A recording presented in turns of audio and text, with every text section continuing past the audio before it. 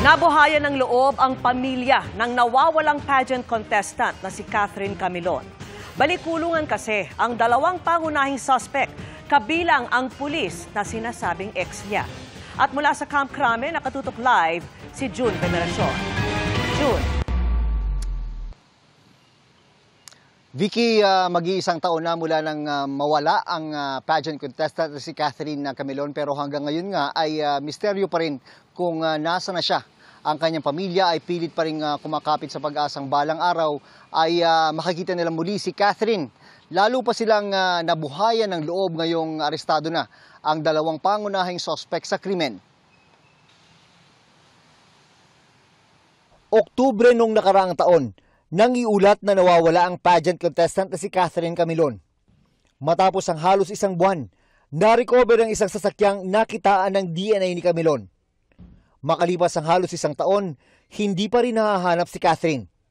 Pero nung Sabado, nahuli sa Balayan, Batangas si na-dismiss Police Major Alan De Castro at kanyang driver na si Jeffrey Magpantay, mga pangunahing suspect sa pagkawala ni Catherine.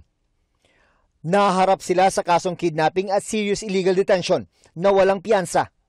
Based po sa ating operatives, yung naghuli sa kanila is naging cooperative naman po sila. Si De Castro ang huling kasama ni Camilon bago siya napaulat na nawawala at sinasabing nobyo ni Catherine. Pero dati nang itinanggi ni De Castro na naging nobya niya ang biktima. Itinanggi rin ni Magpantay na may kinalaman siya sa pagkawala ni Camilon. Sa pagkakaaresto sa dalawa, nabuhayan ng loob ang ina ni Catherine. Wala ko man akong ibang hinihiling kundi ang sabihin nila yung totoo, kung nasaan ang aming anak, kung anong ginawa nila, kung saan nila dinala. Yun na ang ma'am. Sa simula ma'am, wala na po akong hiniling na iba kundi ang malaman kung nasaan po ang aming anak. Maraming hamon na pinagdaanan ng kaso ng pagkawala ni Catherine. Na-dismiss ito sa Regional Prosecutor's Office dahil sa kakulangan ng ebidensya. Naghain ng motion for reconsideration na nauwi sa muling pagkabuhay ng kaso. Nakakulong ngayon sa Balayan Municipal Police Station ang dalawa. Sa totoo lang, ma'am, ang sakit, ma'am, nandoon yung maraming isipin, nandoon ho yung takot at saka hirap sa pakiramdam na nandyan sila pero wala ho ang aming anak. Hindi pa naman daw itinitigil ang paghahanap, pero aminado ang pulisya na blanco pa rin sila kung nasaan si Catherine. Of course, syempre po, medyo habang tumatagal po, nagiging slim po yung chance natin. Pero still po, syempre po, we're still hoping na makita po natin si Miss Catherine. Pero syempre po, nag-expect din po tayo ng worst. Kung ano man po ang magiging kahihinatnan, ma'am, nandoon ho yung pag-asa na sa isang araw, baka bumalik pa rin sa amin, ma'am.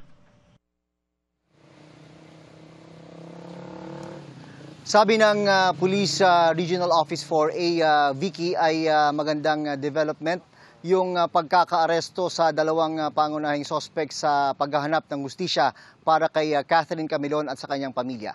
Vicky. Pero June, may natatanggap daw na death threat itong pamilya ni Catherine. Totoo ba ito?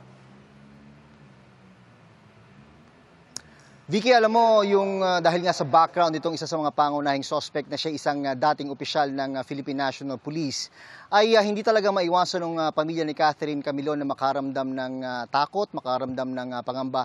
Pero kung aktual na banta naman ang pag-uusapan, sabi ng kanyang pamilya ay wala naman daw silang natatanggap na ganon. Ang Philippine National Police naman ay laging nandyan para nakaalalay at sumuporta sa pamilya ni Catherine Camilon. Vicky. Maraming salamat sa iyo, June Veneracion.